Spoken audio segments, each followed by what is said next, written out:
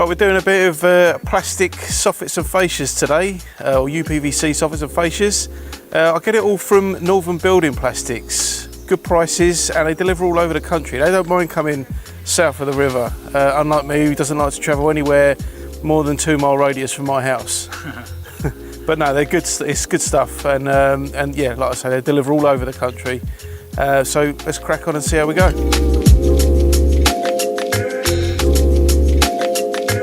So we're going to be using this overlay type of fascia. Some people don't like it so much, but generally the reason that is because people buy it to stick over the top of fascias that have gone rotten. So the rotten fascia that's behind just carries on rotting away, and this is hiding all of them problems. But the reason we're using it is because we've cut our fascia boards out of exterior grade OSB so that we could get it on, get it felted and tiled without any of this being in the way and getting damaged. Because we could have used the thicker stuff, but it's highly likely it's going to get knocks and dinks from grinders and tiles and what have you. So this way, we're all finished here. Everyone else has gone off the scaffold, and now it's just me and Ian, and we can get on. We can put this in a nice, sensible fashion without smashing things around, and it'll look lovely when it's done. The other reason I like doing it this way, by putting this piece of OSB on first, is it means that we've got fixings anywhere we like for the gutters. It's going to be solid, so we don't have to rely on trying to find the end of every joist or what have you. If we go 275 and we'll push it tight to the building, and then if there's a couple of mil at this end, that wrap around will cover that over anyway. I broke my ear defenders on the last job. Oh, did you? Dropped them. Oh no. So I'm going to go deaf. What? Well, we've got a choice here on this soffit, because we're coming along here and then we're returning across the back of the building. So we can mitre it, or we can go square. A lot of people go square and then just put a joining strip in and carry on. I'm opting for mitering, a bit more of a pain. We don't have to be 100% spot on with our mitre because we've got the joining strip, which we will use on that mitre. But the main reason, apart from it looking really good, we've got our hip coming through there, and it's going to give us a full fixing right along that joint. If we came square, we can fix right up to the corner, but then that part there we've got nothing to fix to, and then we're just relying on a joining strip to hold it in position. So I think I'd rather have a decent fixing on the corner, yeah, and it looks good. Okay, so is that joining strip long enough to do a mitre?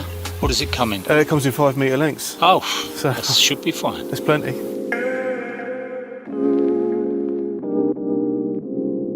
I just need to joint it here, don't I? Yeah. This long point here. Yeah. That's on the inside here. Yeah, that's all right. Perfect.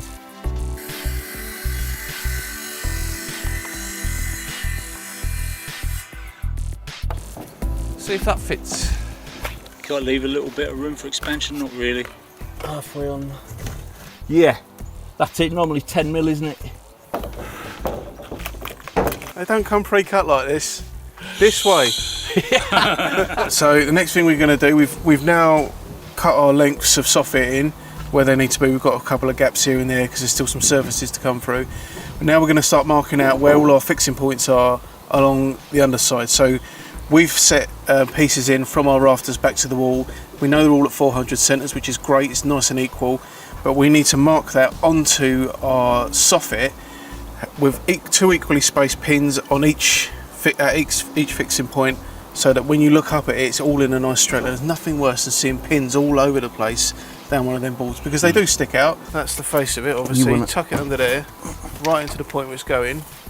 Yeah. You've marked the fronts of all these. Yeah. So we just mark on there the fronts, and then we can square that line. Square it off, yeah. And then we need our batten or whatever thing with a spaced bit on there. Oh, I've got a brilliant idea. Have you? I know. I've got a cracker. I know. Go on. Rufus. Well, I'm not going to say even better than Rufus, but it doesn't involve a tool. I'm going to make a tool for it. You got a driver up here? What's that? A driver. Is there one up here? Yes. So I'm going to put that on there. I've made that square. Line up my line there. Push that in. Push that in.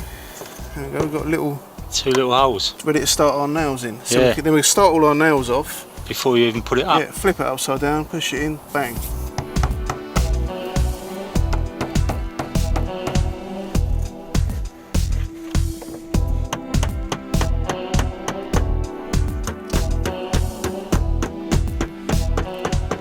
something I forgot to do on the first bit, which I normally do. What I normally do is, once I've marked our little pinholes, before we put the pins in, ready to move them, I just peel a bit of the plastic back just around where the hole is. So what it means is that when we come and pin it in position, that poly top head can fit tight against there, and then when we come to pull the plastic off, it's not getting all caught behind that head. It's So a why don't you nightmare. just pull the plastic off now then? We could do that, but in this situation, we've got a spray render going on the wall. So we're going to leave it on, because if we take it off, the boys are only going to come and tape it back up again anyway. I'll push that to you a touch if I can. You're not used to this sunshine, Ian? No! One day a year you get a bit of sunshine up north. That's why I moved down here. Yeah, you might have noticed we're using this funny little toffee hammer. Often used by window fitters. That's why I actually bought it at a window shop, which they use to put the beads in the windows. Obviously nice and plastic on the end. It's not going to make any marks on the PVC windows, which is why we're using it to hammer these poly top nails home.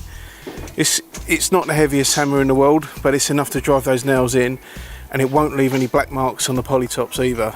And also, because it's a little bit lighter, it doesn't smash the end of it off, which often happens when you use a standard claw hammer or the like. Fortunately for our soffit, we're using this joining strip, which allows for the expansion gap that you must have. So basically what the manufacturers say is that between this centre point here and the edge of our board that goes in, there needs to be a 5mm gap. Okay, so that's a 5mm gap there, and then the same on that side, a 5mm gap there. So in total, between the ends of the two boards, you want 10mm to allow for expansion. So although today we're working and it's hotter, so it would have expanded a bit, so we're going to be, it's probably slightly bigger than it will be on a cold day. We've still got another 10mm either way on this joining strip, so we're well all right. It's not going to shrink down that much that it's going to fall out of the capping piece. But it is important to remember that when you are working on things like this, especially in temperatures like this, try and keep the stuff in the shade as much as possible. Limit the amount of sunlight exposure unless you're actually working on the piece. We've got it tucked underneath, and there is a bit of shade there from these trees and stuff, so we're doing all right.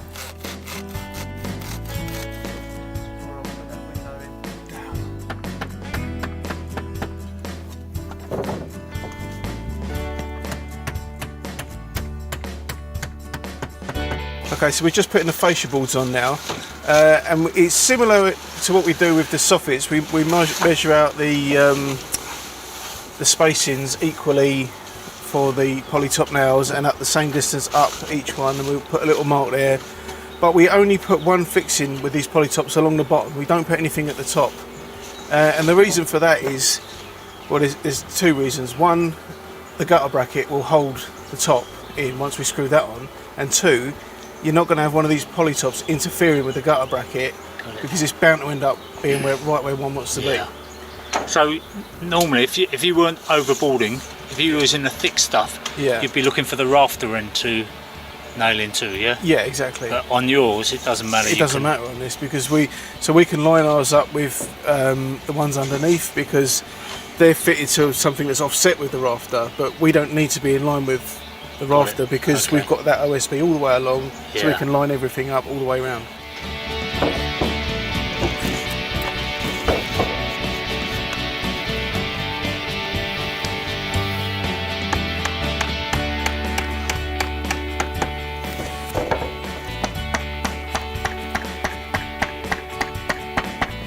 Be careful what you're doing there, James, because we don't want another vet spill.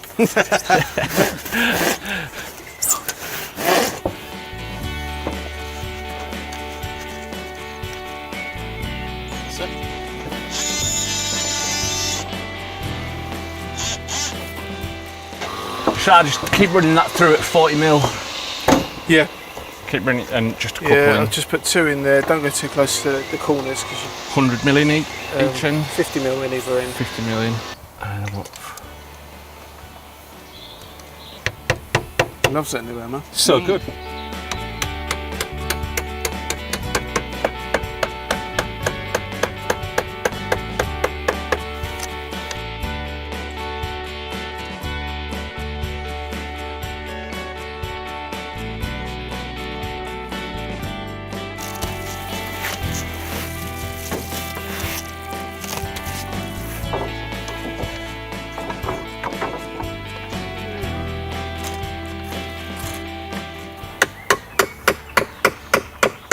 blaming it on the heat.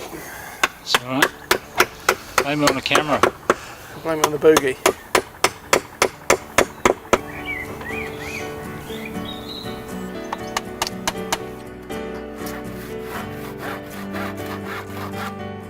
$160, that's all you need to know.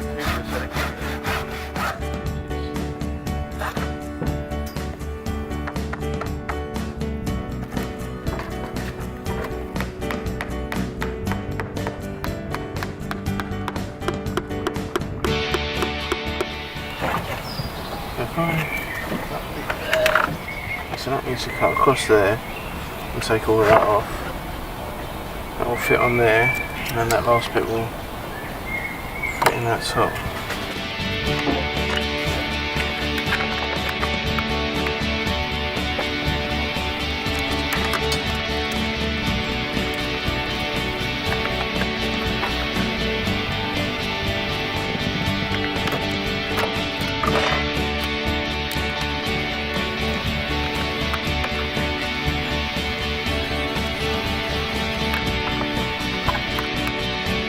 That's right, isn't it? Fine, lovely.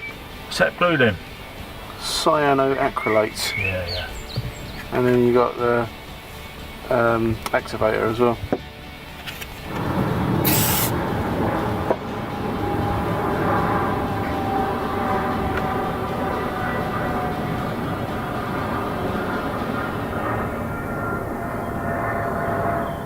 Seconds. What's that? 8, 9, 10. Ta-da! There we go. A little bit on there. Same side, so they don't move apart during the expansion.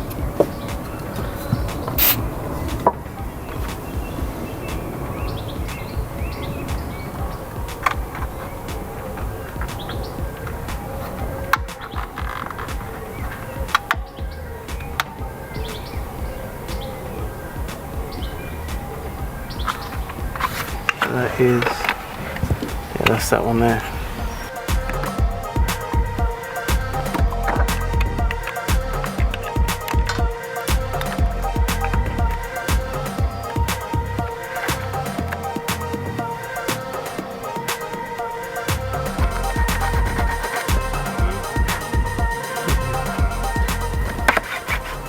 That's it.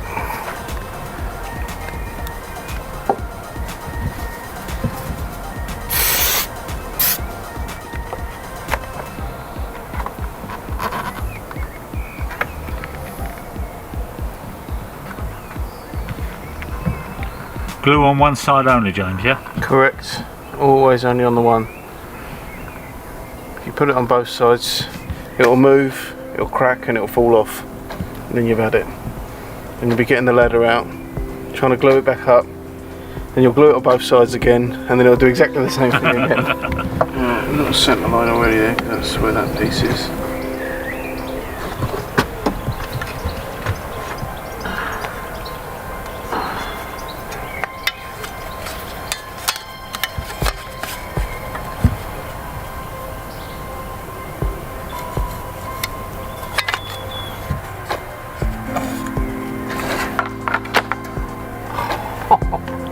Get any better than that, I don't think.